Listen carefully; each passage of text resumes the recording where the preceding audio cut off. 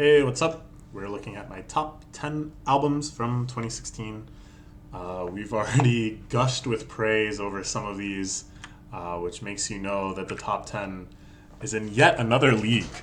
Now we move into the albums that all of these, I think I would have been totally happy if they were my album of the year. But they just all happen to come out on the same year. So what is a poor boy to do? Make a video like this, I guess. Okay, at number 10 we have Beyonce's Lemonade. This was another sudden surprise release, just like her 2013 self-titled album. And also like that, she released an entire Hollywood tier in terms of production music video for the entire album, which is fantastic and great, and you should watch it. The music itself, though, as we've come to expect from her, and I think probably put a big part of our kind of natural trust in the world in the quality of her music, it's fantastic again. She's all over the map in terms of style. We got one track that's kind of like a funky, riffy tribute to some classic indie bangers like Maps. Then in a couple tracks later, she's doing like rock and roll with Jack White, and then pro Second Amendment gun anthem type thing. And then some New Orleans bounce kind of feel with like Ray Srummerd type writing and influences. I'm pretty sure Sway Lee helped write Foundation. It's crazy. None of it seems to have any sort of cohesiveness together, except for Beyonce herself and her like cheat code level singing. That she's just so consistently amazing with her vocal deliveries that like every single line has a unique impact, that it brings the whole thing together, that it really does start to feel like one cohesive story. The story that people have debated about pretty much nonstop in the 2 years since this has been out. I'm sure you can still find people writing blog posts and such claiming it was about this or about that, or this specifically is a reference to Jay-Z, but then this is much more of an archetypical reference to men in general. This is a direct reference to Beyonce's past, but then this is more of an archetypical situation of black people in America.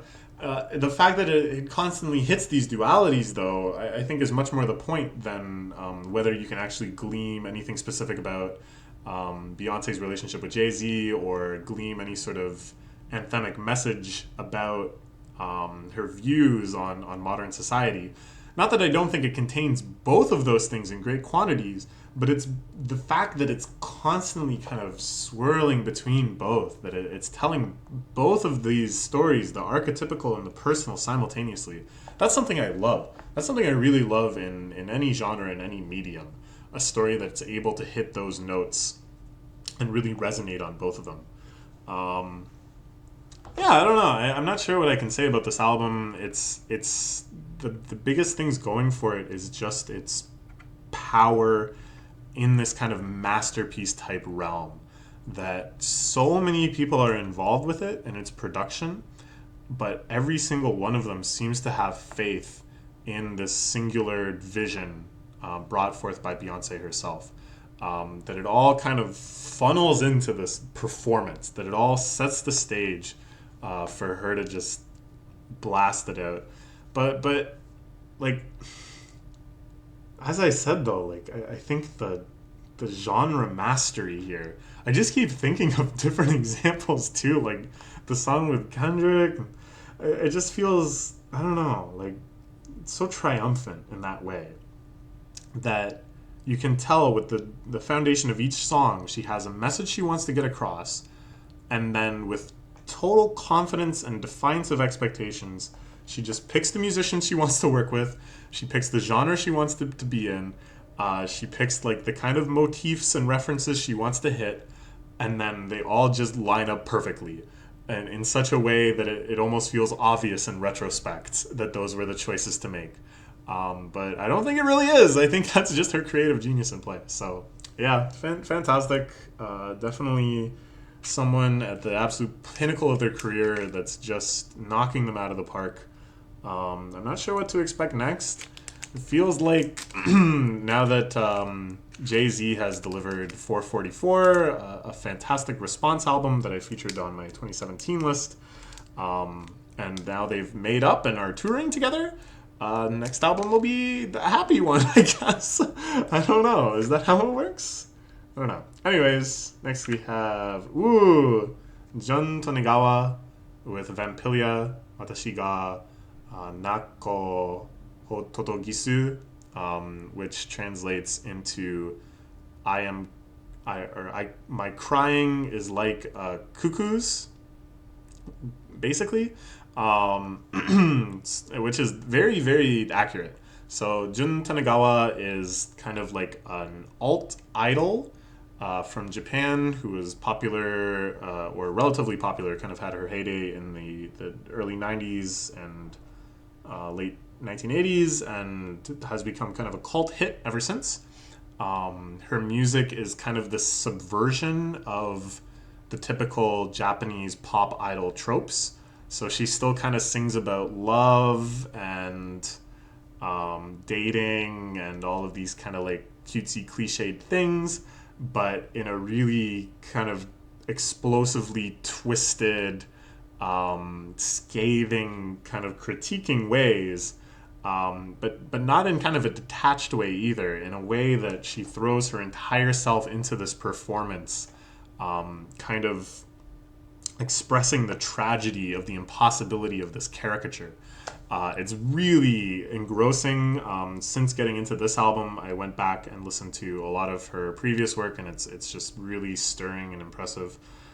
So here, for the 35th anniversary of, I think, like her career in general, she teamed up with Vampilia, which is how I first heard about this. They're a band I quite like, a Japanese metal band that their music is really quite, I think, indescribable. It's metal-y in its instrumentations and its vocal performances and stuff, but the compositional structure is chaos. It instills like kind of Baroque feelings, but then also romantic era strings. It has sometimes kind of the structural buildup of post-rock songs, but then the really manic explosive energy is much more like a noise artist or the real Japanese insane core, like John or what's it called? Picky Picnic. So they're a really good fit for each other, I think. Not in a kind of like chocolate and peanut butter, like, wow, it's just like one great taste in my mouth feeling, but more that they're so extreme in their own ways that they just create this gigantic creative space between them that really feels like anything could happen in there. And so many things do. On this album, Jun Tanegawa screams and howls and does this huge operatic baritone, and other times does this chirpy, cute self-parody of herself. And all the while underneath, there's just this like relentless, complex, expertly played metal backing, sometimes breaking into really haunting minimal strings. Sometimes this kind of rollicking, like almost seafaring type music. It's just a thrill to listen to. Even though, like, I mean, my Japanese isn't great enough to pick up a lot of the lyrics, but I went and looked up most of them and can kind of like remember now. But that isn't necessary. It's just the emotional intensity of all of the performances will get across the message well enough, I think. So I really do recommend this to anyone. Even if nothing I said so far sounds at all appealing, I would just check it out, just to have the experience. It's not going to hurt you. Even if you dislike it, it's not going to hurt you. And I think you'll walk away going like, whew. There's probably no other way for me to have heard something quite like that. So yeah, fantastic. Next we have Frank Ocean's Blonde. Oh, baby. Oh, this was probably the biggest, most anticipated album of the year. by hip hop fans. This is the follow up to 2012's Channel Orange, which is also kind of getting a place in a hall of fame for hip hop music, an album that I feel like will never stop being discussed and appreciated. And Frank Ocean since then has become really this elusive ghost-like legend, appearing just here and there on tracks, releasing maybe an occasional single, but for the most part, totally absent, totally silence. And in his absence, the fondness just grows and grows, and the reputation and expectations growing as well. And Blonde seems to be not like a direct response to that. Not that that wouldn't have been interesting, but it feels a lot more personal than that, if you can believe it. It's more like he's been afforded this lifestyle. He's made it. He has this creative life. He has, but he still has relationships. He still has friendships. He still has his day-to-day pleasures and concerns. He is still an emotional person, and I think on this album it's wonderful that he hasn't been caught up in his own image and has instead embraced what has gotten him this far, which is just a beautiful, spontaneous outpouring of emotions. And in this way, this album becomes extremely relatable, even to someone like me, who, if you can't tell, is somewhat different than Frank Ocean in my lifestyle. And yet I found that a lot of the lines like hit me in a strange way. And it's like, yeah, I guess I have felt like that too. A lot of the things he kind of yearns for, even if they're not the same things I yearn for, that yearning is universal. That yearning is common, deep within me.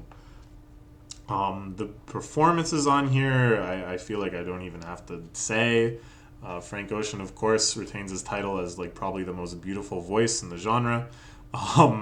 Or maybe Young Thug doing Harambe might win out. I don't know. All the guest appearances are fantastic. Andre 3000, especially himself, another kind of phantom legend that we're only able to summon into the corporeal world on a blue moon.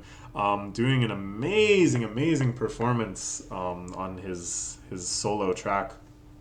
I don't know. In compared to Channel Orange, it's a little less like bangery.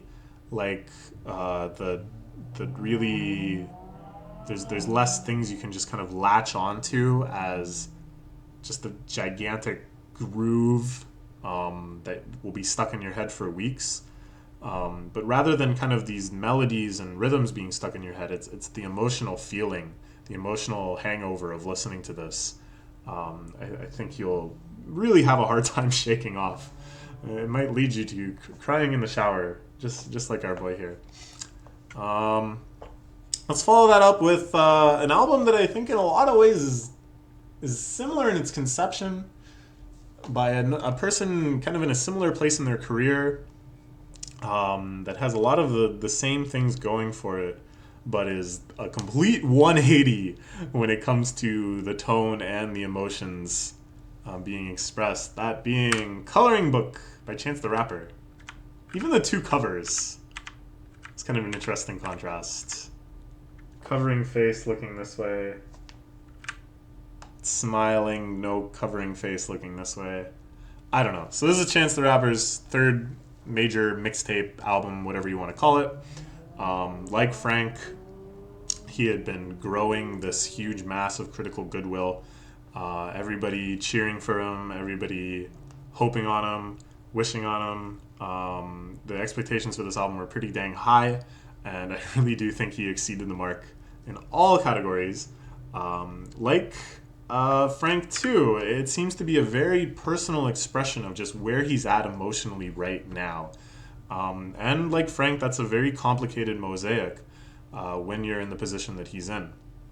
But this, like I said, it's a complete emotional 180 from Blonde. Whereas Blonde, this is actually kind of fun. I think I can come up with like a lot of good contrasts here. Blonde has, you know, the interludes where it's his mom calling him, begging him not to do drugs. Here we have Chance lamenting a lost connection from his childhood because they don't do the same drugs anymore. They've probably moved on to more serious addiction where he just wants to kick back and smoke a bowl. So it's kind of like a similar space. It's kind of a similar tragedy and concern, but it's a world apart. You know, the feelings it instills into you are a world apart. But yeah, there's some really tender, moving moments on this album, like that. The song "Same Drugs," the ones where he laments all of the people that I guess laments again.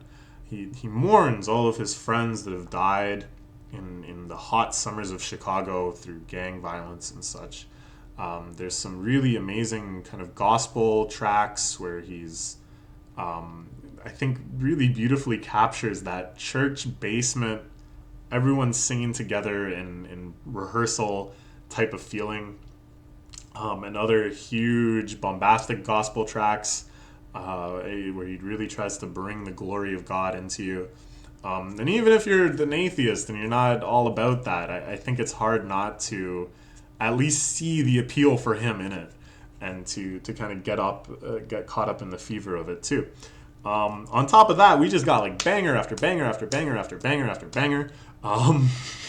He's got a great cast of guest verses on here, all of which he's really inspired to bring their best selves to bear, and has given them the space to just kind of perform, and kind of goes along with them too. Like on mixtape, he kind of tries to rap like Young Thug and Lil Yachty.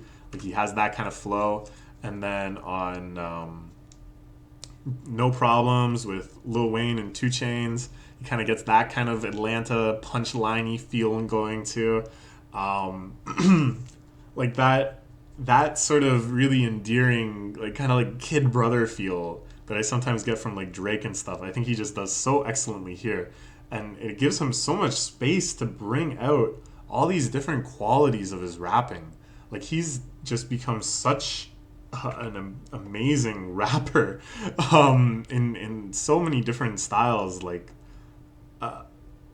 again, this kind of prodigy type feeling, where it's his eagerness and keenness to show his appreciation for all these different formats. And what it all starts kind of reminding me of, like if I said that Chance feels like a kid brother, it would be the kid brother to Kanye. And this album has like a real maximal, My Beautiful Dark Twisted Fantasy type of thing to it, where he just is totally willing to bring all of the best parts of all of the music he loves on this album, confident in his ability to not be overshadowed and to still bring his unique voice through that all too. So yeah, I really think this is one of the few people that dared to be inspired by My Beautiful Dark Twisted Fantasy, and dared to try to make something that big and that all-encompassing again. And I really think he succeeded. I think this speaks extremely good about... Wow. Oh man, I've been making videos for a while. Speaks extremely good. It says very positive things about his future career, you know? I feel like in years from now, we'll see this as just the beginning. So that makes me really excited too. But even though I think he's done a great job as Kanye's best prodigy, he ain't signed me, but he's proud of me, as he says in the beautifully sentimental closing track. He can't quite live up to Kanye West himself on The Life of Pablo. Oh man, this album, I don't even know where to begin.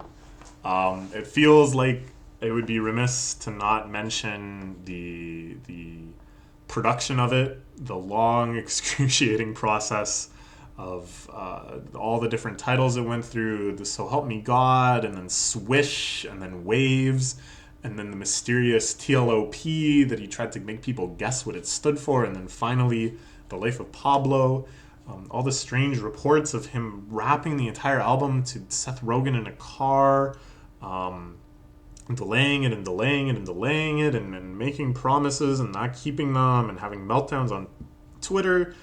Finally debuting the album in Madison Square Garden by just like hooking up his iPod to the sound system and playing it and then broadcasting it, and in what was one of the craziest like concert-ish experiences ever.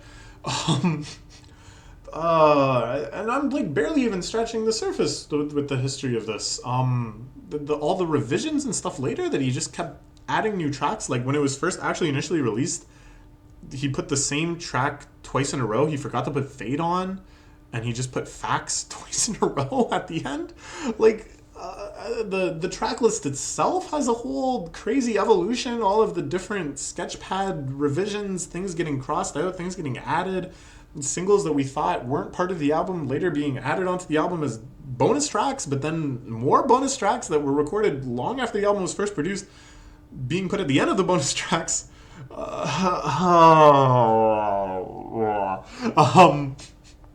And this isn't even getting into the music.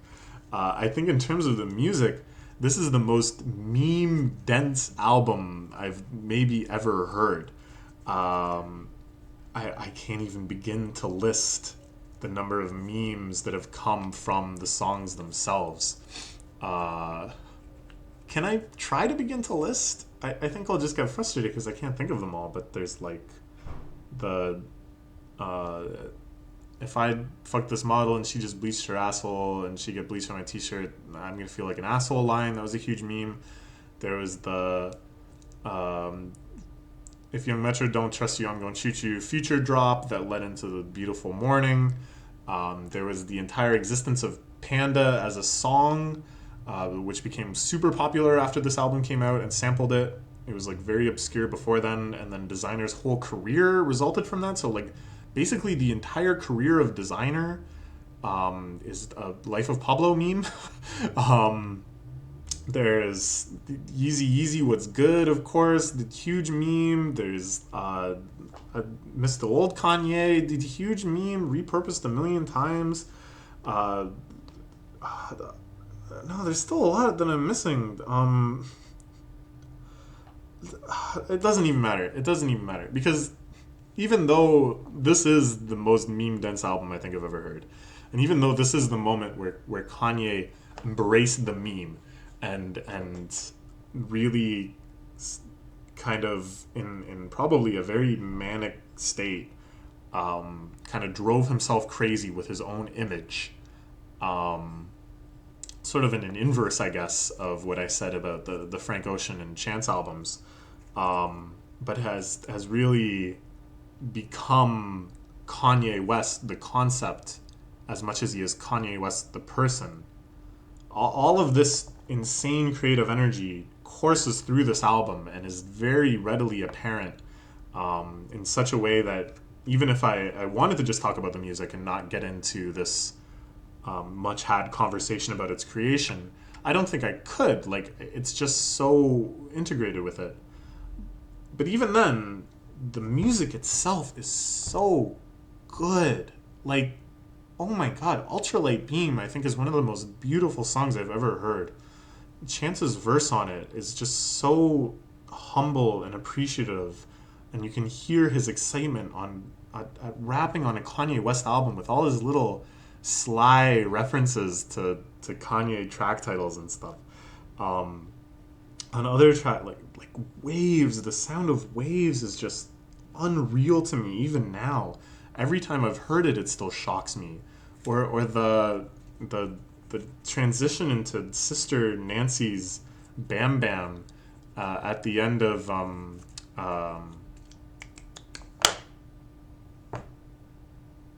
you know, why can't I think of the name of this title? It doesn't matter.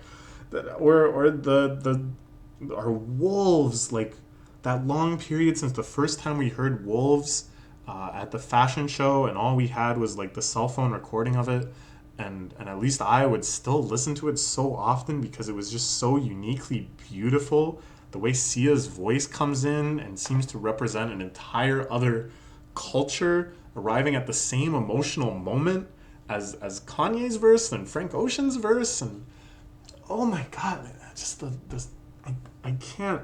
Oh, and Saint Pablo at the end. Oh my god, that must be one of the greatest Kanye songs of all time. The Sampha feature on it is just legendary. But then a few tracks before that, we have Kanye and Kendrick Lamar with these like relentless verses over a Madlib beat. Kanye rapping like Mark Kozelek, just getting everything off of his chest simultaneously. Like this is just, I don't know, man. It's a clear winner for my album of the year. I'm sorry to tell you, but the 5 albums after this are fake. It was a ruse. This has to be the greatest album of 2016. It's just so much all at once. So many memorable moments, not just for the memes, but for the quality, the joy of hearing them. Yeah. Sorry to betray you, but this is actually album of the year. It just has to be. Yep.